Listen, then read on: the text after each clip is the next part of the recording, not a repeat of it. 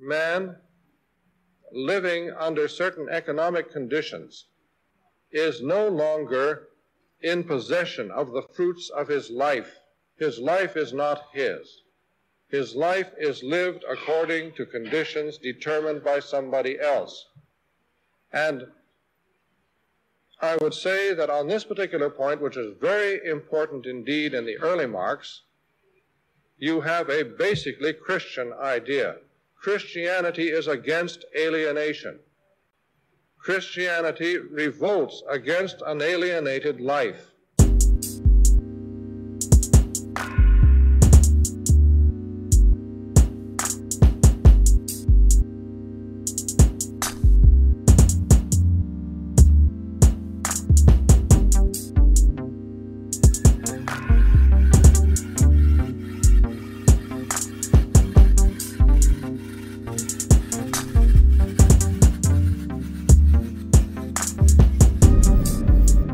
Welcome to the Magnificast, a podcast about Christianity and leftist politics. I'm Dean Detloff. I'm a PhD student at the Institute for Christian Studies in Toronto.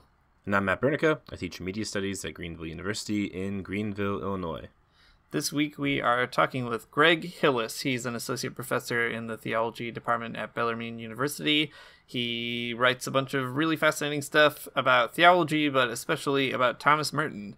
And we invited him on the show to ask him to tell us a little bit more about Merton beyond just being a really cool devotional writer or something like that.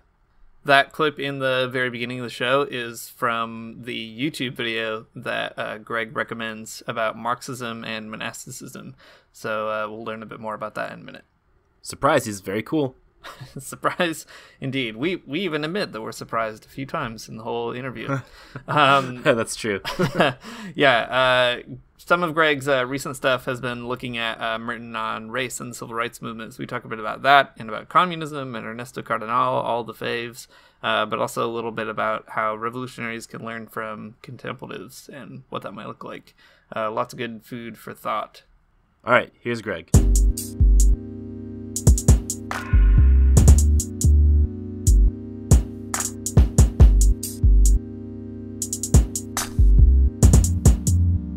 Thanks for coming on the show, Greg. Before we just kind of dive into Thomas Merton here and try to learn a little bit more about his life beyond like the Christian living section at our local Christian bookstore, could you maybe just like tell us a bit about yourself and what attracted you to Merton in the first place?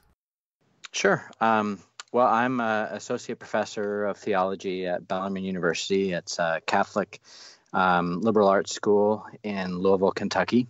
And I actually got interested in Merton when I was fairly young, when I was 23. At the time, I was doing a second undergraduate degree and had just got married and really had no idea what I was going to do with my life, which is generally how most 23-year-olds are. And managed, for some reason over Christmas one year, I had nothing to read. I was going home and happened to see that I had a copy of The Seven Storey Mountain on my bookshelf, so I decided to read that over the Christmas break. And that was my entrance into learning about Merton. The book itself was just kind of really important to me. It was a book about vocation. He had this idea that he wanted to become a priest, he wanted to become a monk, and had there all these barriers to him becoming these things. And when he finally reached resolution and entered the Abbey of Gethsemane, I, for some reason, even though I wasn't going to become a monk or a priest or anything like that, there was this sense of relief that I got when I read it. And so I just started reading everything I could of Merton's. And I took a little bit of time away from him while I was doing graduate studies. I studied patristic theology and then managed to get a job at Bellarmine University, where the Thomas Merton Center is. Before he died, he made Bellarmine University the official repository for his entire literary estate. So now that I'm here at Bellarmine, I've been here for 10 years. I've been trying to take advantage of the opportunities that being so close to the archives provides for me. I've always heard of Thomas Merton as kind of like a devotional figure who, is instructive for Christian life. Like you said, talks about devotion, or talks about vocation. But is there more about him? Like, who was Thomas Merton? If you had to get, maybe your undergrad students excited about him, what would you say about Thomas Merton? Well, I'd say that I'd say a number of things. He's really not just a devotional figure. I mean, The Seven Storey Mountain is a pretty devotional book, and in many ways, although I was really impacted when I read it, when I reread it these days, it doesn't have the same impact on me. And Merton himself, later in his life, felt that it was kind of an immature book and that it was maybe a bit too devotional. And so what's interesting about Merton, actually, is that he does have a lot to say about prayer and about contemplation. But he doesn't see prayer and contemplation as just something that is separated from any other aspect of life. In fact, he sees prayer and contemplation as being about, as really leading to an understanding of how we interact in the world and how we operate in the world. And so his understanding of prayer and of contemplation leads him to really after 1958 to start writing a lot about the problem of war, about the problem of racism, and to really get involved in a kind of social activism, which of course was very rare for a monk in a contemplative monastery to do. And so what I generally say in terms of why I think students should read Merton, I mean, here at Bellarmine, it's a fairly easy sell because he's kind of the unofficial patron saint of the place. But when I try and tell people about what makes Merton so compelling, it's that his social commentary continues to be uncomfortably relevant in the present day, and his understanding of the political implications of Catholic theology, for example, are, I think, very important. Yeah, we'll definitely get into some of those connections in a minute here. One thing that we've been learning about Merton lately, I think partly in my own case, just from following you on Twitter even, is how Merton had this really interesting connection with all kinds of political radicals. I mean, especially in the 60s, you were saying, sort of post-58. But he's intervening in that politics as well. He's not just an observer or critic or commentator. So a lot of the more radical side of Merton seems to sort of come out in letters. You just gave this talk that you sent to us about Merton and the civil rights movement that we get a chance to read, and it looks at some of Merton's exchanges with Father August Thompson, a Black Catholic priest in Louisiana.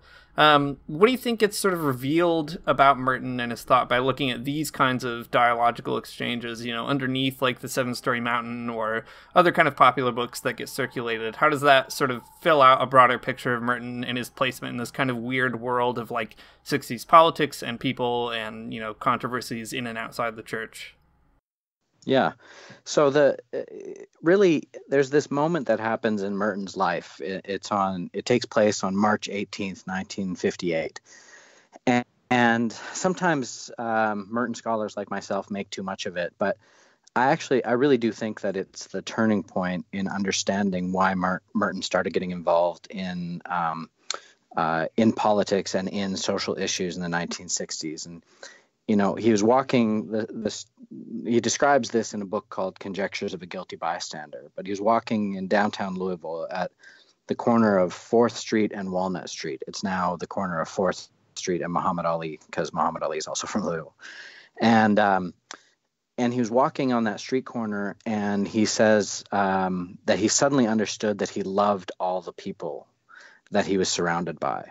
That whereas previously he understood himself to be separate from the world.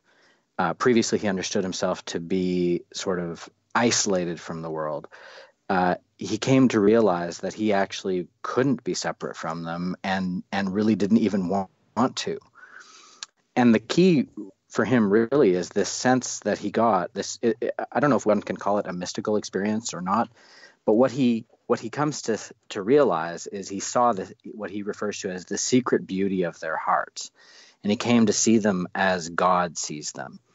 And he said, if only we could see each other like this all the time. He says there would be no more war, no more race hatred. He says the biggest problem would be that we would be tempted to fall down and worship each other. which I think is a lovely line, right?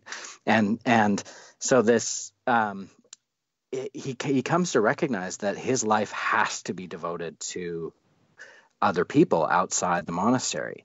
And so what you notice in his letter writing is that from that moment forward, he starts to write to many, many more people. And the archives at the Merton Center have 21,000 pieces of correspondence. And most of those letters are from 1958 to his death in 1968. So that's an incredible output of letters that he's writing, and certainly very unusual for a monk. And as you said, one of these letters, or one of the people that he wrote back and forth with, was a Black Catholic priest in Louisiana named Father August Thompson. And Merton had been writing in the early 60s about the problem of war and whatnot, but he reads a couple of books by James Baldwin, the important civil rights writer. And this leads him to want to write and to address the problem of race, particularly writing for white people as a white Catholic, and what kind of perspective can he bring to the problem of racism. And so he ends up writing this essay for a Catholic magazine that's part of the New Left movement in the 1960s, called Ramparts. And the name of the essay is called Letters to a White Liberal. And in that, he is really what I would call prophetic about the idea of white privilege, about the idea that the United States is a racist society structured as a racist society for the benefit of the majority white population. And, he's speaking in ways that very few other people, and certainly very few white people and white thinkers were thinking at that time. And in that same issue is an interview with Father August Thompson, this priest that I talked about, in which he talks about what was it like to be a Black Catholic priest in the Deep South, and the level of prejudice and oppression that he experienced is really unbelievable. And he's very forthright in this interview. And of course, his bishop really didn't like that he had spoken up so vocally about what it was like to be a Black Catholic, and he gets in trouble for this. Well, it's fascinating to me that Father August Thompson, doesn't turn to a Black thinker to try and figure out how to address his white bishop. He turns to Thomas Merton. And it's clear that Merton had made an impression on him as being a white person who got it, who understood the plight of the Black person in the United States, and particularly in the Deep South. And so, you asked about what gets revealed about Merton and his thought through these kind of letters. Well, what gets revealed is Merton is just a fantastic observer of what's going on in society. He is separate from society insofar as he's behind the walls of a monastery.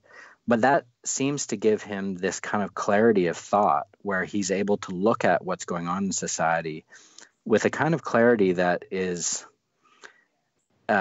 almost disturbing, right? I talk about it with my students as being like, when there's a couple that's having problems, right? Sometimes they can't figure out amongst themselves how to deal with the problem, so they go to an outside observer, a marriage counselor or something, to look at it. And this person, from a kind of dispassionate perspective, can look in and see kind of what's going on. Well, that's kind of what Merton does with society. He's outside of it, and he's able to look at what's going on in sort of disturbingly clear ways.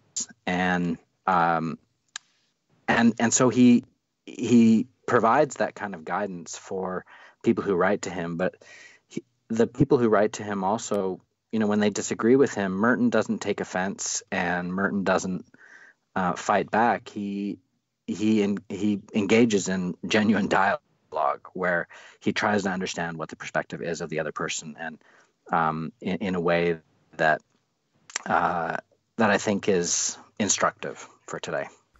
Cool. Well, going back to that letter that you just mentioned, the letter to a white liberal that Merton wrote, which, I mean, by the way, that is a helpful contextualization to this letter. It makes it actually even more important now that I think about it. Well, in the talk that you gave, you are kind of getting into some of what Merton was doing in the letter to a white liberal. And I think that you kind of summarize it in a pretty powerful way. So in your talk, you say that what Merton is doing is, we know at least where the racists stand. No, the greatest threat comes from white liberals who say all the right things, but who cannot be relied upon to remain proponents of racial equity when they see precisely what this might entail for them. So it seems like Merton can still speak, he had something to say to white supremacy of the 60s, but it seems like he can still speak to the white supremacy of Christians in 2019 even. So how do you think we can use Merton as insights on Christianity and whiteness today? Yeah, this is one of those circumstances where you read his writings on race and it seems as if nothing has really changed. And so his writings on this are as relevant today as they were in the 1960s. And there have been a couple of occasions where I've gone to various places in the United States and talked about the Catholic Church's teaching on race and on racism. And generally speaking, the audiences that I'm speaking to are white people. Generally, they're a bit older than me. And they have a fairly limited understanding of what racism is. Father Brian Massengale, who is a really wonderful scholar at Fordham University, he talks about this in a book on racial justice and the Catholic Church, in which he says, most people understand racism to be about, harboring hatred within your heart or about individual acts of racism. And under that definition, most of us aren't racists, right? We generally have sort of these good feelings about people that are outside of that aren't part of our race, that aren't white. But Merton, in ways that sort of foreshadow our really more accepted understanding of how society works, says no. You can be not racist by that definition and yet still promulgate and still benefit from a society that is structurally unjust. And he says that makes you as much of part of the problem as it does for the vocal white vicious racists in the South, he says, because we benefit, he says, from this white privilege. We benefit from the fact that whiteness is still the dominant category by which we define everything from political power to economic stability and economic wealth. And Merton says, as long as that's the case, and as long as you're unwilling to really open yourself up to the possibility of genuine equality, which means having to give up power, having to give up wealth, and having to have the wealth shared more equitably. He says most white liberals, when they find out that that's what equality actually looks like, they're going to slam on the brakes. And unfortunately, we've seen that happen over and over and over again. And really Merton's thesis playing out exactly as he says it will in Letters to a White Liberal. And so I think it's helpful. When I introduced Father Massengale's book, Racial Justice and the Catholic Church, to a group of white people in Louisiana, Father Massengale is a Black Catholic priest, and when they read that book, what was fascinating to me was that they tended to see him. One of them actually said this, that he just seems like an angry Black man, right? Well, that's often a way in which white people will characterize having to listen to people of color talking about oppression. Their way of dismissing it will be to say, well, you're just an angry black man. With Merton, you can't do that, right? And so he's a very prominent and important white Catholic voice in the midst of the civil rights movement, who really and truly gets it, and who can instruct and provide a very clear-headed and very persuasive understanding of the basic problem of our society. So I think, his writings on race are unfortunately not as well known as his other writings, but I think they need to be more well known. Yeah, it's amazing that you are able to draw that out. I think just because it's also powerful, just given the kind of like cultural capital that Merton has gained, for lack of a better term, over the last several decades. There are so many other questions I'd like to ask you about this, but I fear if I do, we'll derail very quickly. I want to ask you some questions about communism in particular. This is sort of a very on-brand, horrible segue and transition, but I'm just gonna start it and go forward.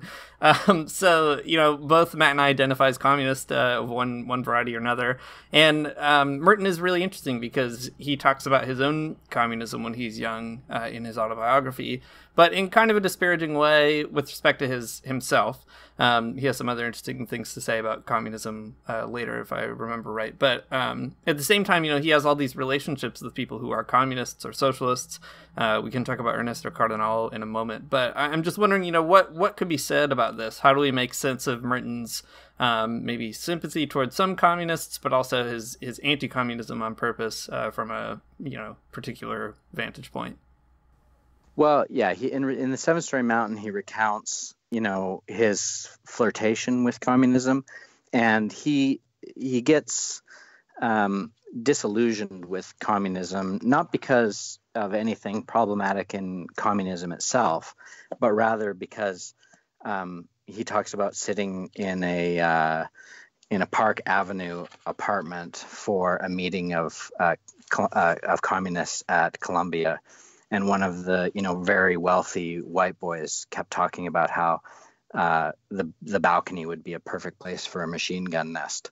And Merton was like, okay, this is ridiculous. These guys aren't actually following what they say that they believe, right? They're instead just kind of playing a game. And he had very little patience for that. But, he's critical of communism in the Seven Storey Mountain, but he's critical of a lot of things that later on he kind of repents of. I mean, he's exceptionally critical of Protestantism, for example. He's quite critical of Eastern religions in the Seven Storey Mountain, and in fact, it comes across as a kind of work of this triumphalist Catholic who finally found the truth. And later on, this is one of the reasons why he says that the Seven Storey Mountain is a little bit of an immature work, because there's so much in it that I think that he wishes he could have rewritten. And his ecumenical and his interreligious dialogue certainly needs to be read in that context of somebody who is kind of rejecting the provincialism and closed-mindedness of the Seven Storey Mountain. Well, I think the same can be said about his understanding of communism. You need to keep in mind, for example, that the very last talk that he gave, which was in Bangkok, and in fact he died that afternoon after giving the talk, is called Marxism and Monastic Perspectives. And his entire point there is not I reread it this morning, actually, as part of to prepare for this conversation. And his point in that talk is not to critique Marxism. It's not to suggest that Marxism is inherently problematic.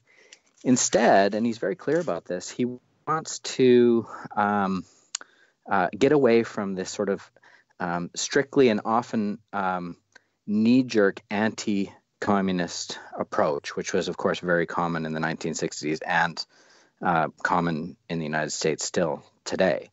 And instead, what he wants to do is to see what ways are in what ways do monks and Marxists, in what ways are they trying to advocate for the same things?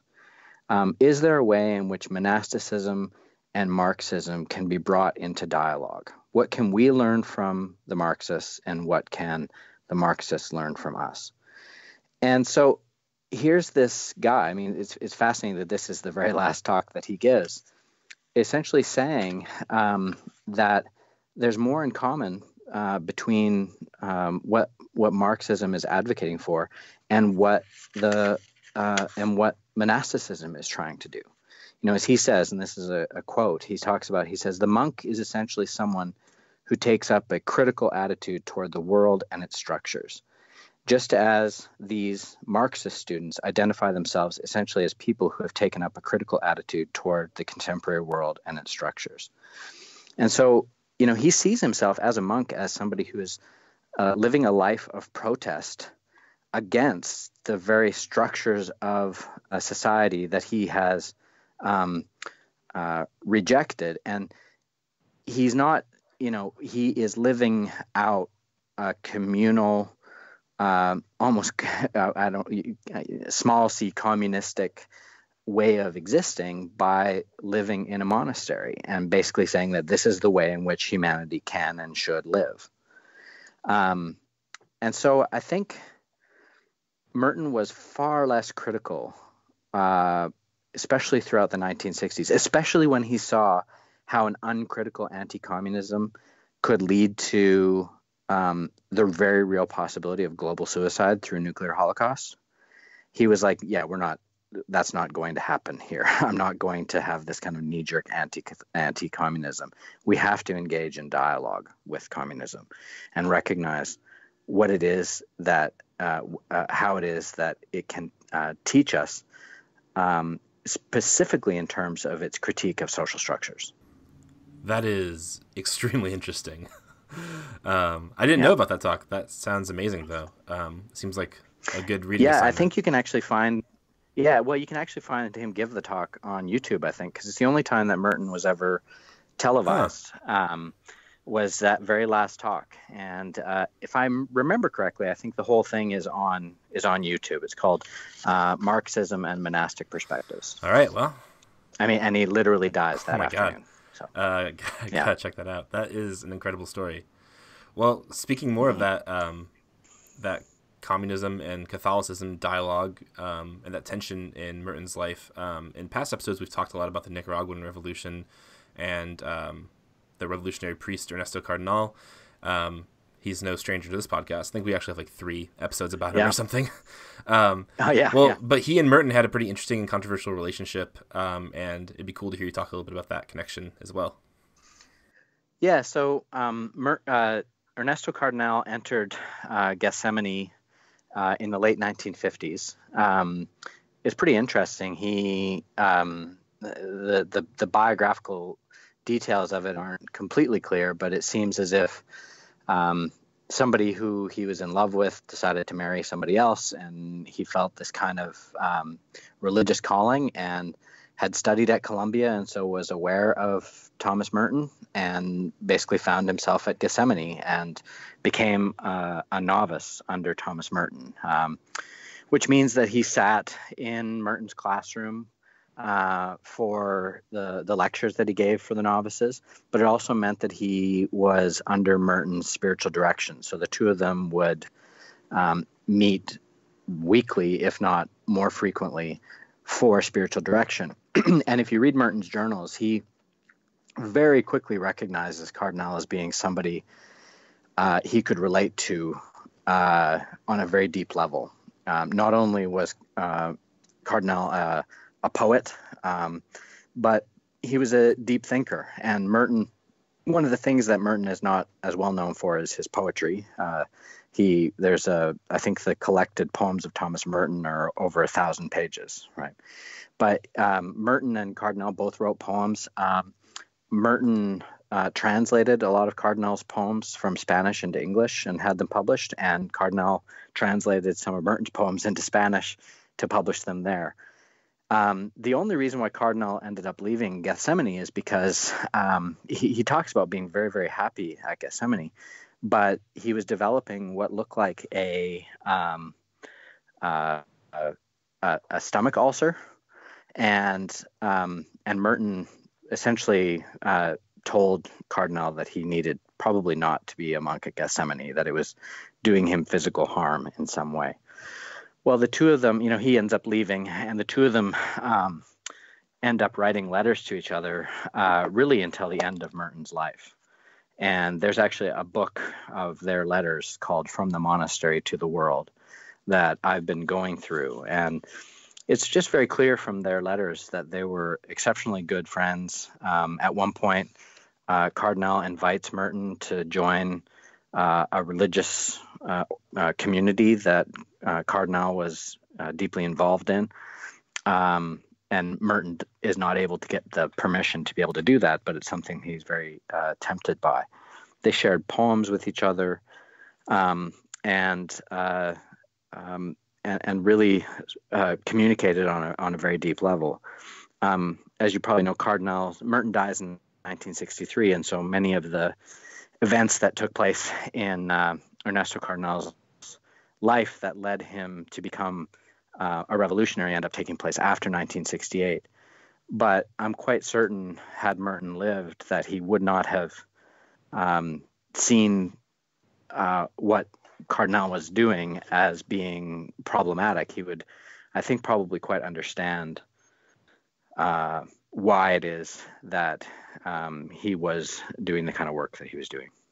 Yeah, that's really amazing. And it draws out, too, the sort of poetic or artistic side and the devotional and contemplative side of Cardinal a little more as well. Merton gets cited by a lot of revolutionaries, which is kind of interesting. So you mentioned in your talk, Eldridge Cleaver cites him in Soul on Ice, which I did not know. That's a pretty crazy connection. And I also learned recently Chacha Jimenez, the leader of the Chicago Young Lords, also cites the Seven Story Mountain as a transformative influence when he was reading it in prison. That's so funny. I know he comes out and meets Fred Hampton and just crazy. So why do you think that Merton's work speaks so directly to that context? I mean, we talked a little bit about how it still speaks today, but this is a very incendiary kind of time. He has this powerful conversion narrative, and a lot of revolutionaries cite a kind of conversion story themselves. So why do you think revolutionaries might be attracted to Merton, whether they're Catholic or not? Well, yeah, and what's fascinating to me is that Eldridge Cleaver writes about the Seven Story Mountain, and particularly the section where Merton goes to work in Harlem. And in Soul on Ice, and I'm looking at it right now, he talks about how he was in prison, and there was a teacher who would come in and provide instruction for a bunch of the inmates, and this teacher kept saying to Merton, or kept saying to Cleaver, you really should read Merton. You really should read Merton. And Cleaver kept saying, I don't want to read about a guy who intentionally chose to live a life of solitary confinement when I'm trying to get the hell out of here. He just couldn't imagine why he would bother reading Merton. But he did promise this guy he would read him. And so he read The Seven Story Mountain and reads this, really just these two paragraphs from The Seven Story Mountain where Merton talks about going into Harlem to do some work and seeing this just incredible oppression, right? He doesn't see it as something that is right or normal. He sees it as a situation that's completely unjust. And from that moment on, I mean, Eldridge Cleaver talks about memorizing this passage. He quotes the entire passage in Soul on Ice. Of all of Merton's works, to view the Seven Story Mountain as a work of social commentary, that to me just blows me away. And the fact that I didn't know about Jimenez, and I'd love to get the reference to that from you at some point, but I had no idea that the Seven Story Mountain would be helpful on that. That blows me away. But his later writings, I can definitely see this. especially movements like the new monastic movement that recognizes or teaches the idea that in order for us to be whole and in order for us to live in a way that is most just with our neighbors, we need literally to live with our neighbors in common. And so Merton is very sympathetic and thinks that kind of idea is very helpful, and also a good way of living in protest to the dominant society.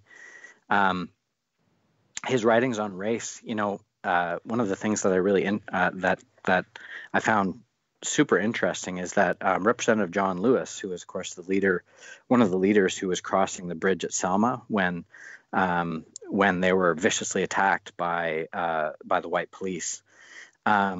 He put out a press release after Pope Francis came and gave a talk in Congress and mentioned Merton. And Representative John Lewis said that he had 2 books in his backpack when he crossed the bridge at Selma. He said he had a book on political science, and then the other was a book by Thomas Merton.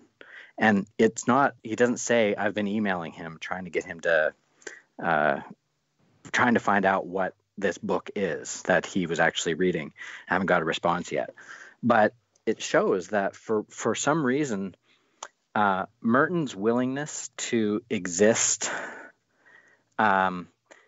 in a life which is not easy, right? A life of solitude, but also a life in community, a life of intentional poverty, that gave a kind of legitimacy to what Merton was writing, and made him persuasive to many people on all kinds of spectrums. And it's one of the things that I think continues to make Merton readable today.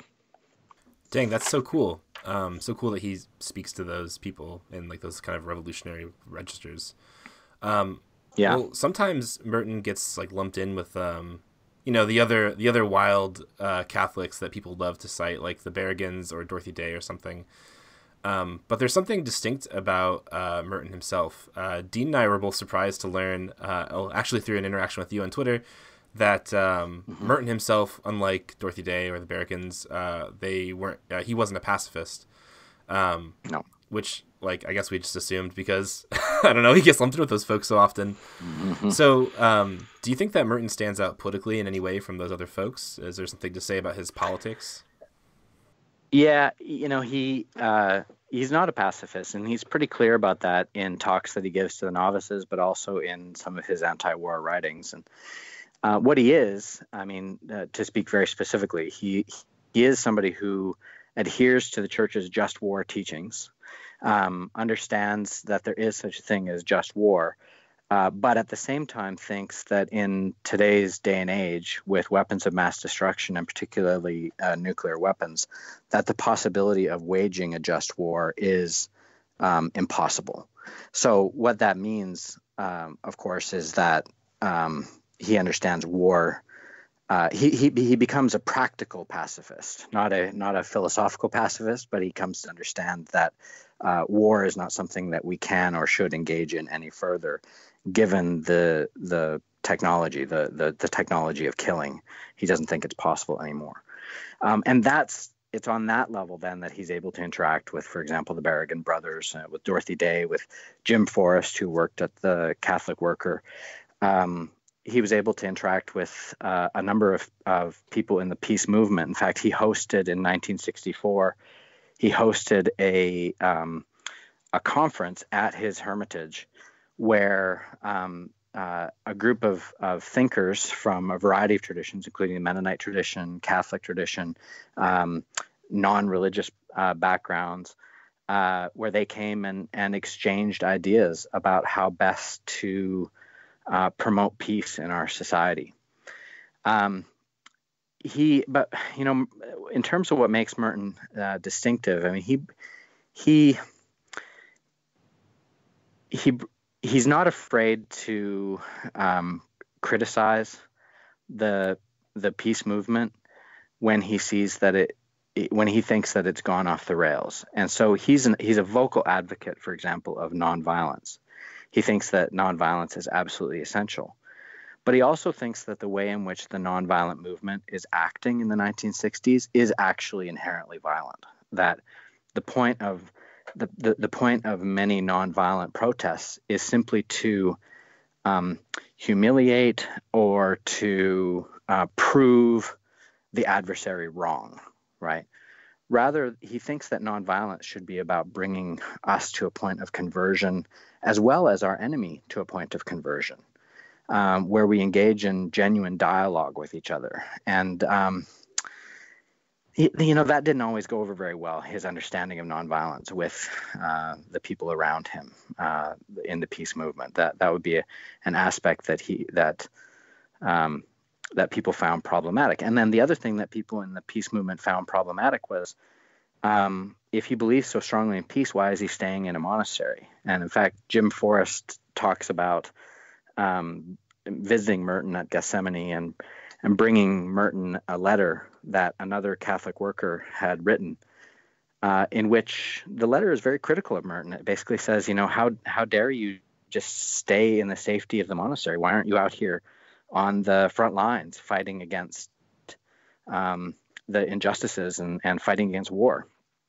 And Merton's response to that was always very clear. He says, my life, the way I live my life, is a protest to all those things. That my contribution is to live in this particular way and to critique from my own particular perspective. So he is distinct insofar as he's really the only one who, unlike the Berrigans and unlike Dorothy Day, he's really the only one living in a tiny little cabin in a hermitage in the woods of Kentucky, right? He's isolated, and yet he sees that what he's doing is just as important as the work that people are doing right on the ground. Yeah, probably lots more to be said about that, and maybe we could sort of extend it a little bit to bring the conversation home. We've been talking about Merton's political themes that get sort of overlooked, or at least we've overlooked them. But his life is tied to this religious vocation, and like you're just saying, he thinks these two things are intimately related: his political positions and his spiritual life. It's not like it's not for lack of reasons that his spiritual devotional writings resonate with people so strongly. So what's this connection between what you might see as the juxtaposition of silence or engaging, Zen contemplatives or something, and also being politically engaged? How does he sort of see these two things as being related? And do you think there's anything instructive for that for those of us who, don't live in a hermitage or something today? Yeah, he wrote this really nice essay for college students in 1968 for the Catholic newspaper at the University of Louisville. And it's basically about what is the point of silence? Like, why do people need silence? And of course, you have to remember, who's his audience? Well, it's Catholic students, or it's university students in the 1960s, right? These are the students who are in the front lines of doing this protest and whatnot. And yet Merton chooses not to write about how to engage in protest, but he chooses to write about what is the meaning of silence. And what he says is that a lot of our problems in society, the ways in which we're continually dividing from each other, economically, politically, racially, sexually, right? The ways in which we're dividing from one another goes back to the fact that we don't really know ourselves and who we really are, and we don't really know who other people are. And so Merton talks about these things. He refers to them as the true self and the false self. And he says most of us are living out of our identities as false selves, where we're just bombarded by the noise of society, and we're not really living, we're not really thinking, we're just more or less there, and not really engaging from a deep perspective of who we are. And Merton says that in order to be able to understand fully who you are, and in this he gives it an explicitly theological dimension, right? Who we are specifically in God's eyes. He says you have to break out of that noise, that general noise, and devote some periods of time to silence, where you're able not to be dominated by your thoughts, but to be able to notice your thoughts, the thoughts that are always going on, but to do so from a position of silence. And what Merton says is that when you come to understand who you really are and the inherent beauty and dignity of your own identity, that's when you then come to understand, not in an intellectual way, but in an experiential way, the dignity and beauty of other people. And so his experience, for example, at the corner of 4th and Walnut, where he sees all these people, he talks to them, he says it's like they're shining like the sun, right, in his eyes. Well, that's a fundamentally contemplative experience, and it's an experience that he's able to have because of the time that he had spent in silence, because he had come to understand who he is. And at that street corner, he comes to understand just the implications of that. And so part of what his contribution is to the peace movement in the 1960s, to the problem of racism, then and now, what he contributes is this idea that a contemplative perspective is actually one that doesn't isolate us from others. It actually draws us closer to one another, such that we have to love concretely through concrete acts with others. And I think too often the idea of spirituality is seen as individualistic. The contemplative life is seen as being something that draws us away from other people. And Merton saw it as being the exact opposite, that even though he was in a monastery, technically separate from the world, he had found a profound and deep unity with other people, and felt that he needed to do what he could for their well-being. And so he essentially articulates a contemplative politics, right? A politics that's rooted not in just an intellectual understanding of the dignity of each and every person, but actually rooted in an experiential understanding of of the dignity of each person. And I do think that makes a difference. Yeah, it's a really interesting spiritual technology, I think, especially for the big problem in revolutionary groups or protest culture or whatever is this hyper burnout rate and impending cynicism that will definitely set in at some point if you work with other people long enough. That's an amazing gift, I think. Yeah. In fact, there's a letter that he writes to Jim Forrest, and Jim Forrest writes to him basically saying, I'm just burned out. You were talking about the burnout rate in protest culture. He said, I'm just completely burned out. It seems like nothing's changing. And I don't feel like I can go on. And Merton wrote him this really beautiful and detailed letter, which is totally sympathetic to where Jim Forrest is coming from. But in which he essentially tells him, or advises him that somehow he needs to recognize that results aren't going to come immediately. That change and conversion takes a really long time, particularly when we're talking about the transformation of society. But that he himself can live in a different way, and he himself can operate from a different perspective. Essentially, he argues to Jim Forrest that he needs to take a more contemplative approach to this.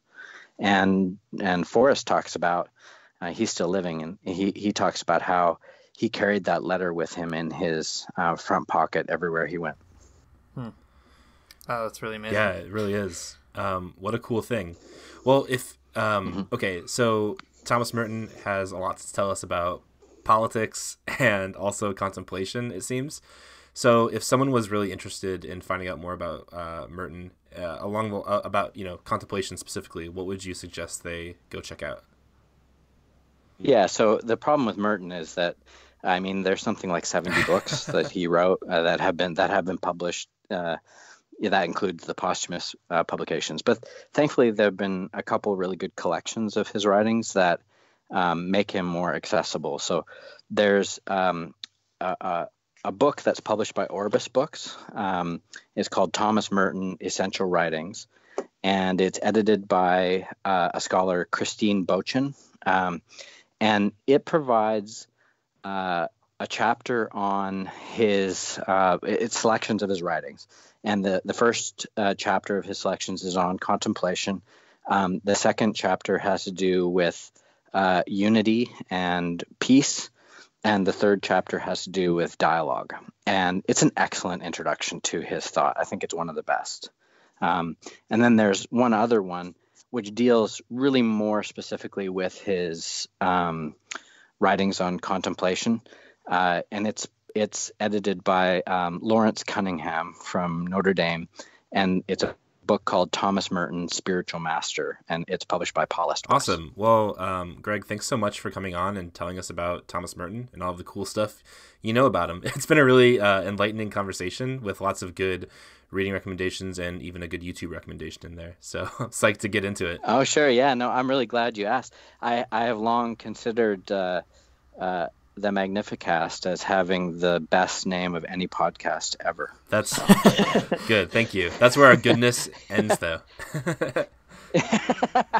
Oh, you're being humble, but yeah.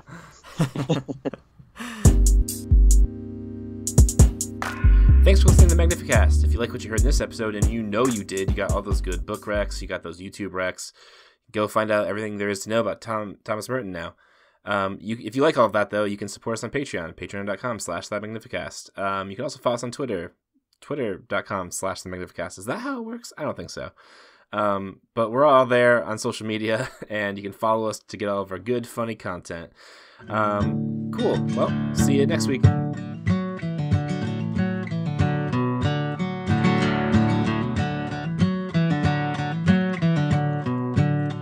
I don't wanna get up for church in the morning, souls alive. Heaven come to earth and there won't be no church. We'll meet down by the riverside. There we'll swim with all creation. Never get tired, never bored. Don't worry, someday there'll be no dam between us and our Lord.